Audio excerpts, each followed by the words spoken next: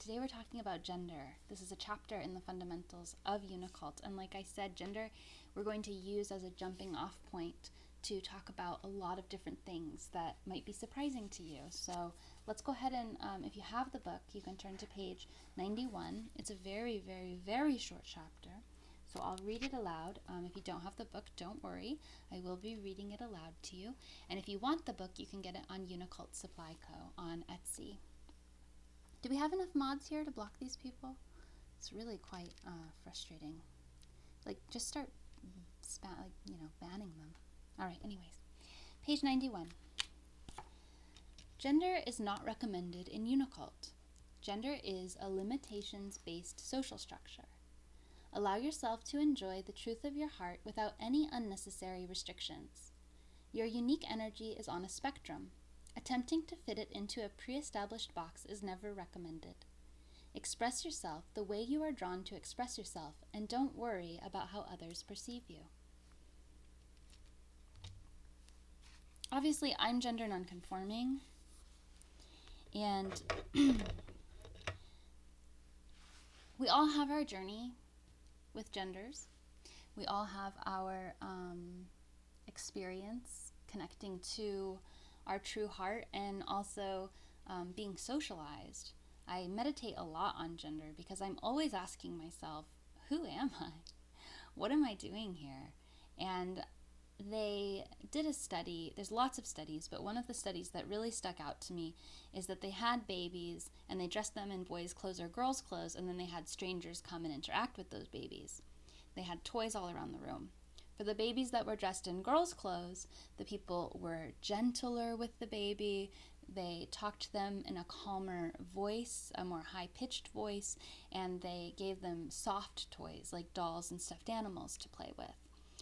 When the baby was dressed in boys' clothes, it didn't matter what sex the baby actually was, but when they were dressed in what we perceive as boys' clothes, they were rougher with the baby physically. They would throw it around, and they talked in a deeper, stronger voice to it, and they gave him harder toys like trucks and like harder plastic things to play with.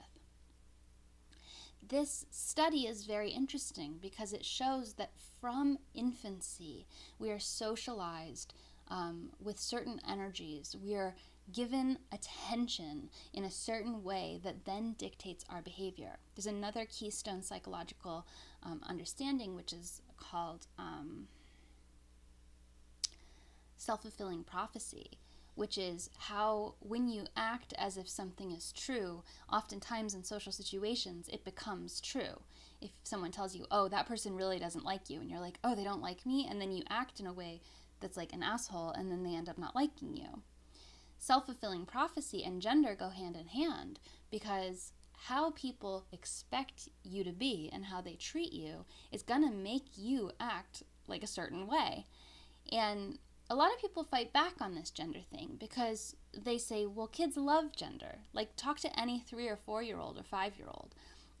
They are playing with their gender, and they're begging their parents, if they're a girl, to like wear big fluffy dresses. I worked at a preschool, and it honestly broke my heart because the girls were wearing these big dresses, and they couldn't climb the monkey bar, the jungle gym, because as they climb, their dress would get caught underneath, and the girls actually ended up way stronger and more agile than the boys because of their clothing limitations, and they're wearing like little ballet flats instead of tennis shoes like the boys were wearing.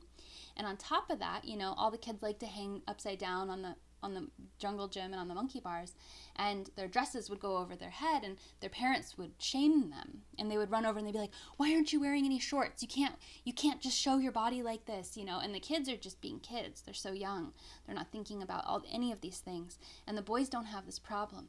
So these are just some of the ways that we put gender onto children, and how it just a small example of how kids are restricted even physically by the clothing that they're wearing. And like I was saying, some kids really want to embody the gender that they are assigned. Most kids do.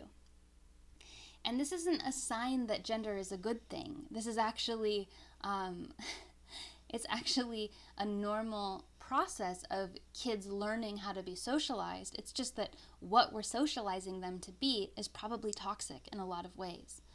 We have come so far with our understanding of gender.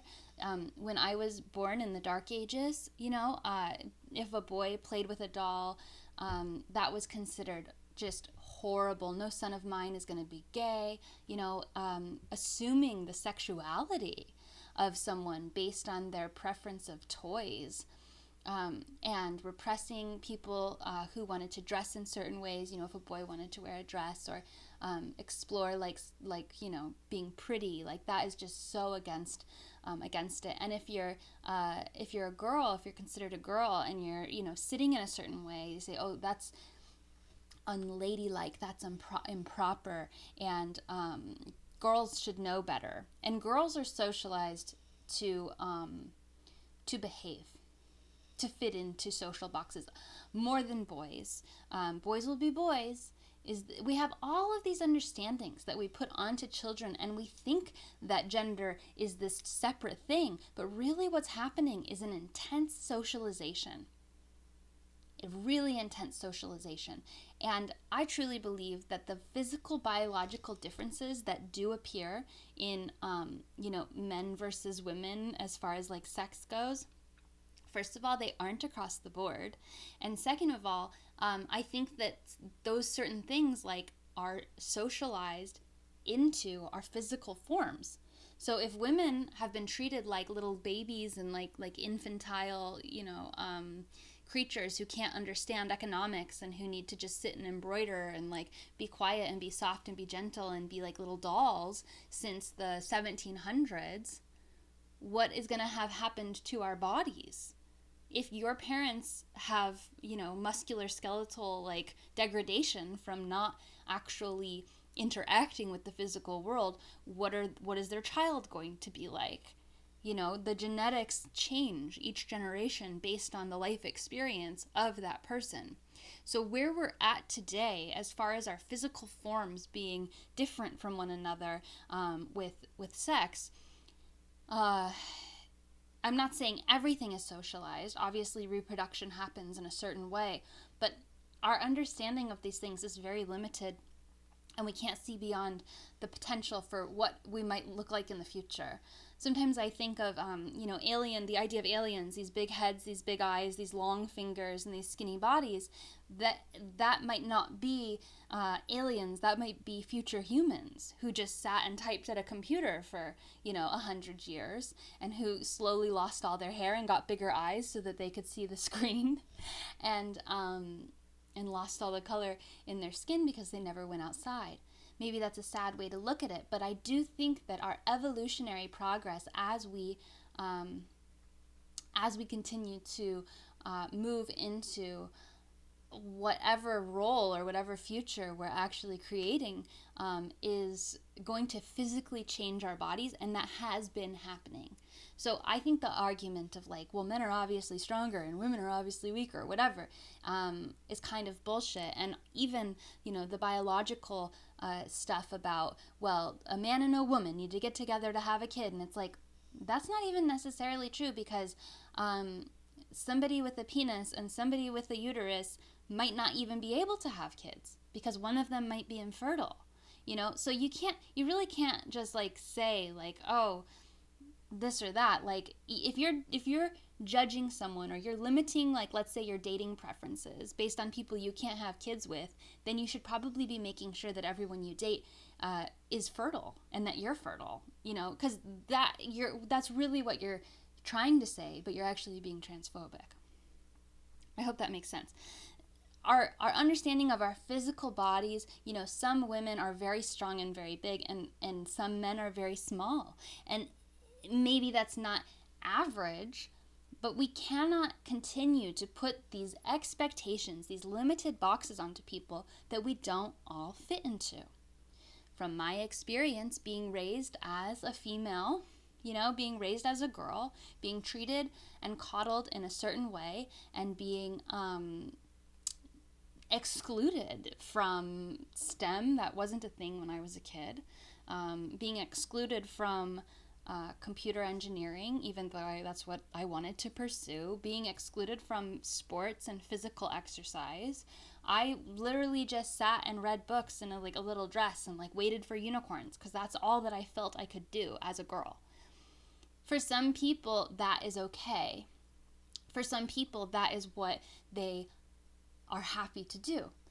But for me, it was a limitation on my experience as a human in a body. For me, it was a limitation on my potential intelligence, on my potential impact in this world. If I had a passion that could have been cultivated from a young age, but wasn't cultivated, that is a detriment to this world. That is a loss to this world, because who knows what I could have accomplished if I had been encouraged to do anything I wanted rather than just the limited expectations of my gender. We all have gone through this. Whatever your perceived gender was as a child, you were socialized in that gender. Even if you still identify as a cis person, that means you're born with a penis, they saw you as a boy, they treated you as a boy, you're like, yeah, I'm a boy. Even if that's true, and it's fine if it is, you are not the exact embodiment of social masculinity. And I hope you're not, right? Because we are getting more awareness about this. But what is the social masculine embodiment right now? It's to not experience your own emotions, to shove them down, to be violent toward minorities and women, and to just let your toxic energy that you don't know how to process fester and use women like therapists and get rewarded for it. That's been the history. Is that something that anybody wants to fit into? That is the social expectation that is put on you. You have to be rich, you have to be strong as a man. Right? Is that something that you really feel aligned with if you're identifying as a man? Are there aspects of that you don't necessarily agree with? Are you more sensitive than was expected of you? Are you more kind? Are you more loving? Do you have more emotions than you would like to repress? Do you maybe have a smaller body or a smaller penis? Or you don't care about making a bunch of money? Whatever it is, you are not going to fit into the social expectations of what it is to be a man perfectly. And our society dictates that if you're not fitting into the box perfectly, that you're a failure, and you're supposed to feel insecure about yourself, and you're supposed to go fix your insecurity with plastic surgery or with shopping or by going to the gym and violently acting out. The expectations on people of any gender, of any of the perceived social genders, is toxic and detrimental, especially with regards to how we relate to each other. Women are perceived as objects that men win by being mediocre. Because this is an expectation, men actually hurt themselves by not being able to understand and not being able to see women as people. Men actually are cutting off a part of themselves, their divine femininity, and they're not allowing themselves to have deep friendships or deep appreciation or deep understanding of women based on anything other than how they look. And as a woman, as someone who is raised as a woman, your performance of femininity is a performance. Constantly shaving, constantly applying makeup, constantly keeping your hair and your nails, everything hairless and manicured. That is a performance to gain the attention of the male gaze, which keeps you safe, which gives you opportunities, which allows you to exist in the society that doesn't really want you to exist. They want you as an object to exist. Do you really want to fit that role? Do you really say, yes, I am an empty vessel here to perform beauty for men and to be used by men to earn my right in this society? No. Nobody fits that box of femininity. It is toxic. And it's okay. You can still call yourself a woman. You can still call yourself a man. But you have to break out of the box of thinking that your gender performance is the only thing that gives you identity or that keeps you safe. Gender is a social construct. It's an imposition of values and ideas and fashion and being and limitation on your body, on your mind, on your time, and on your relationships. This is why I'm gender nonconforming. As soon as I saw the words gender nonconforming, I was like, that is it. I do not conform to this bullshit reality of expectations, of boxes that are limiting. Does that mean that now that I'm gender nonconforming, I can't be pretty? I can't wear makeup? I can't perform femininity? No, I can do whatever I want. But it also means that I am free to pursue those things which my heart truly desires, like computers, like physical activity, like working out. I recently just got brave enough to work out my arms, to use my arms in a way that might make the muscles bigger, because I have been so socially conditioned to be small. I had an eating disorder. I wanted to be small so bad, but I'm big. I'm actually a really big person. Like, you are all watching me online because my soul and my spirit is so big and so bright. Why would I try to make myself smaller? Because I was brainwashed by society as a woman, as a female, as a girl, that the only way I could be safe and accepted is if I made myself as small as possible. I wrote a fairy tale once of a girl who had anorexia, and she wanted to make herself so small, and so she stopped eating, and she just kept focusing on being smaller and smaller, that eventually she started shrinking, and her whole body shrank and shrank and shrank until she literally couldn't even be seen, and then finally she was happy because no one could find her. She was gone. That's how I felt as someone who was performing femininity, as someone who was a victim of the expectations of society, being told that I was a woman, being told that I was supposed to be non-existent, basically, and just be an empty vessel for the male gaze.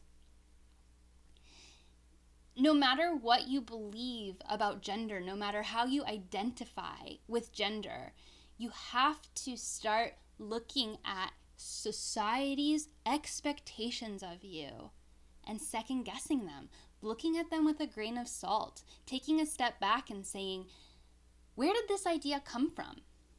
Is this really benefiting me as a spirit, as a soul, as a person, as a lover, as a friend? Is this benefiting my fashion? Is this benefiting my happiness? Is this benefiting my extracurricular social activities? Is this benefiting my job? Whatever experiences and internalizations about yourself and your personality that you have taken on that are not your own need to be gone through with a fine-tooth comb so that you can find out who you really are. Why is this important? Last week our sermon was on honesty and authenticity. What happens when you live an inauthentic life? What happens when you live in a form that is not really your form? What happens if you perform expectations that aren't coming from your heart? You're creating a false timeline. You're creating a false person that is walking around interacting with other false people. Yesterday I went to Beverly Hills and everyone was like dead in their eyes and like wearing white. And I was like, wow, these people are rich, I guess. Rich, right? And then I went to Venice Beach right after that, and I saw the homeless people just wiling out. I was like, these people are poor, but they're here speaking their truth. They're here yelling at everybody saying, why are you ignoring homelessness? Why are you treating dogs better than us? You know, just screaming on the streets. And that is the exact thing I'm talking about. People who are pretending to be something they're not get rewarded in our society. You get rewarded to fit into a box because you don't scare anybody else. And other people say, I see that you're conforming. The homeless people can't conform to capitalism. That's why they're homeless. They have mass amounts of power because they have rejected capitalism either consciously or unconsciously, or based on inability to perform under capitalism. And they are out there living their fucking truth. There might be drugs involved and all that. It's not good. They're disenfranchised. They don't have access to the things they deserve. Their life isn't good. I'm not saying it's better, but I'm saying, how can you see the truth of what is really going on? And how can we build a society that supports truth? When you're lying, you might say, well, yeah, of course we all lie. We conform to society. I don't want to be homeless. What are you saying, Unicole? We should all go be homeless and scream at everyone? Not necessarily. I'm saying we need to build a society that supports our authenticity. Because what we see is illness on both sides of that example. The people in Beverly Hills who are dead behind their eyes, they're sick in a certain way, but they have money, they have comfort, they have access to things that they need, right? So they're healthy in some ways and unhealthy in some ways. On the other end of the spectrum, we've got the homeless people who are being pure in their heart, but they don't have access to the, Maslow's hierarchy of needs. They have the self-fulfillment maybe, but not the other things. So what does gender represent to you? What does gender limit you? What has your entire life of being socialized as a certain gender done to your consciousness, done to your behavior, done to your expectation of yourself, done to your narrative? When we talk about brainwashing, I talk about narrative. What is narrative? Narrative is one of the most insidious ways that we are being brainwashed. Narrative is the idea that you have a story in your head about who you are and why you exist and what you're meant to do. Your narrative dictates your reality. Your narrative creates all the actions that you might take, and your narrative gives you the interpretation of all events that happen to you. Oh yeah, maybe that happened to me because I deserved it. Oh wait, maybe that happened to me because I'm white and I'm privileged. As we change our narrative, and we change the story that we tell about ourselves, we can then become more compassionate, more kind, and more authentic. By taking responsibility for your privilege, and you say, oh, maybe I didn't just deserve that. Maybe that was actually pretty lucky that I got that, probably based on the color of my skin or other, social things that I actually don't have control over, that I was just lucky to be born with. Then we start having compassion for other people who might not have the same opportunities, and we can make sure that when we have opportunities to give, that we're not just making those decisions based on these social expectations of success. Narrative is the story that you tell yourself.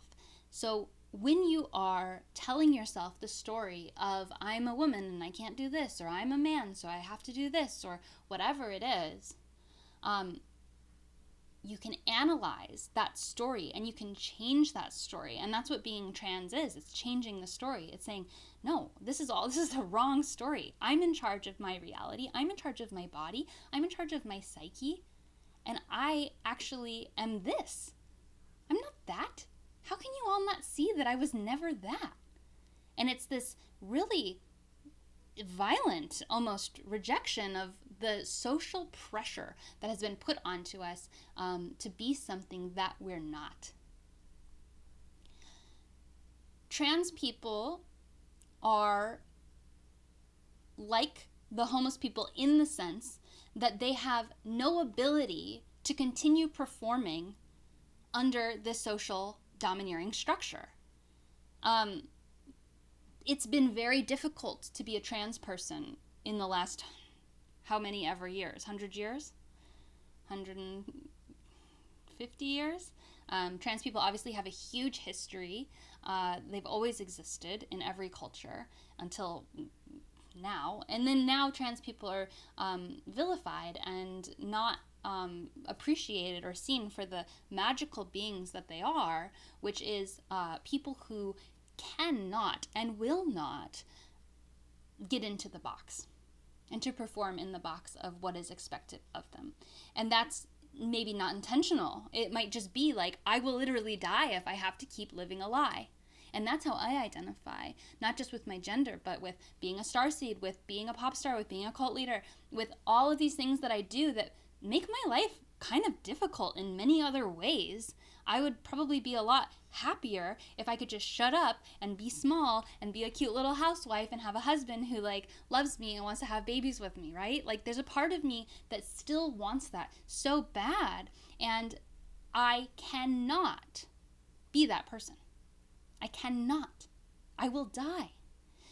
My soul knows that that's not who I am. My soul knows that that little box is too small, and I cannot fit myself into it, no matter how hard I try. It is that way with all of trans people, for the most part, I would assume. I can't speak for all of us. But to say, this is not who I am, and to stand up even though society has so much crime and hate and violence and negativity about it, that is because you're living your authentic life and your truth, and you're a harbinger of the future, which is where we will all live our truth. People who are trans and, a lot of homeless people are actually advanced souls who cannot conform themselves into the expectations, the toxic expectations of this society. When we look at gender and we understand that it is a social construct, we understand that gender is a limitation on us, on these, even if you are cis and you say, well, gender is limiting me in this way and this way, I would like to break free from that. Maybe I would like, if you're a man and you're like, I would like to try to wear a dress, like I've never actually worn a dress, like it'd be kind of exciting, like I wonder what it feels like to be pretty, like maybe I'll try to do some makeup tutorials. You don't have to tell anybody, like you're allowed to do that. You're allowed to try makeup. It's so fun. Like, I don't like gender. I don't agree with gender, but I love makeup. You literally are doing art on your face and you're like contorting your features. My lips aren't this, like, my lips don't look like this. This is lipstick. My eyes don't look like this, My skin doesn't look like this. I literally put paint all over my face and then I get to look like a different person. It's play. It's fun. And I'm not doing it because I'm trying to look like someone's expectation of me. Today I was like, all dress is costume and gender is a performance, so I wanted to look like a clown. That's clown vibes that I wanted to go for today. Allow yourself to get strong in your arms if you're a woman. Allow yourself to take up space and exist. Allow yourself to set boundaries and stand up for yourself. If you're a man, allow yourself to cry. Allow yourself to feel your feelings. Allow yourself to explore the idea that you look at all women like objects and ask yourself, how can I start seeing women as people? If you are transphobic or you have detrimental or toxic ideas about trans people, or you sexualize them, or you're angry at them, or whatever you've got going on in your head about transness, like allow yourself to explore those feelings and understand where they actually came from. You were probably so afraid of your own truth that you are attacking other people. And of course, gender and sexuality are very intrinsically linked. There's a lot of, right now at least, I don't think ultimately that's going to be true. I personally do not have a preference of someone's gender when it comes to dating. It's really confusing for me that someone would. Of course, there's preferences for how people look and their bodies and like body parts maybe, and also the role that people occupy in society. And my role as a socialized person, I do fall into what is perceived as heteronormative relationships because they feel safe. But as far as my sexuality goes, and my attraction to people, I see people as people because I am not living in these boxes. I watch myself looking at people who are performing gender, and I feel this objectification of the people who are performing gender the most. When I see fellow non-binary people or fellow trans people, I'm like, hell yeah, like a sibling in this fight. And then I see, like high femmes wearing a ton of makeup, or like men who are just like totally ripped, and you can tell like they've devoted their whole life to like looking hot, and my brain goes into objectification. My brain doesn't see them as a person. My brain sees them as an object. So I'm not saying we all have to stop performing gender, because sometimes it's fun and it does feel right for us, but we also have to acknowledge in what ways does the performance of gender actually in our own brain make us objectify people and cause us to not see them as human. I will proudly say that upon first glance, if I see a trans person with, non-binary fashion or trans fashion, like I can see who they, I mostly mean non-binary people, and I'm probably just relating to them in the way that they're like me, so I recognize them more as a fulfilled person, and I'm asking all of us to ask yourself, what parts of gender performance make you objectify other people? What parts of gender performance, is it with men, is it with women, is it with, whoever, make you look at people as an object? And that's really like the root of the idea of all the toxicity. It's really the root of all the toxicity. So as you stop performing things you don't want to perform, as you start connecting to who you really are, you will start emanating your truth more strongly. And people who are also emanating their truth will see you and will recognize you and will appreciate you and will love you. I know that for me, it's really scary. It was really scary every time. It's always scary to stop performing femininity. I stopped shaving my legs in 2008. That was before Tumblr. Okay? It was long before Tumblr. We're talking live journal days. I'm talking nobody was not shaving their legs. But I was doing it and I was like, why the fuck am I shaving my legs? Who told me I had to do this? And I stopped. And people looked at me like I had killed something. If I went on the bus, people looked down at my legs, they would recoil.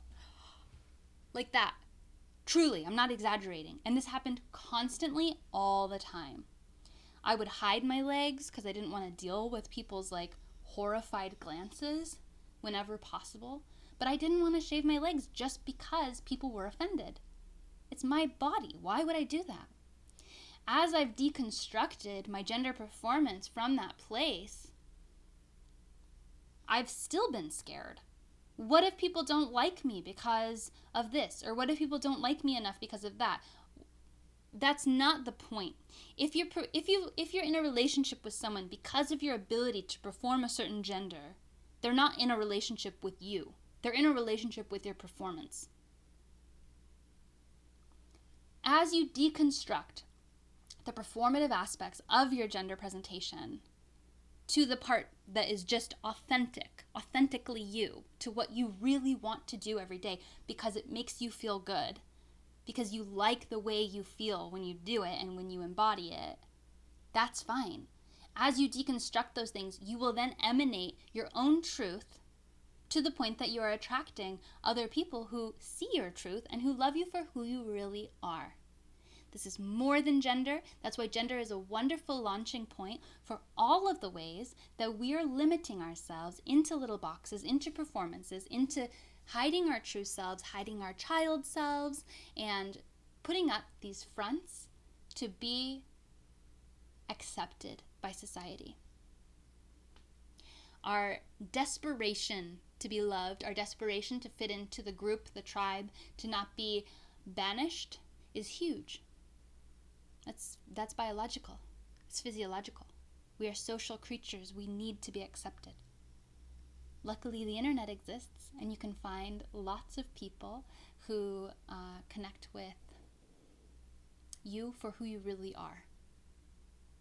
You will find them.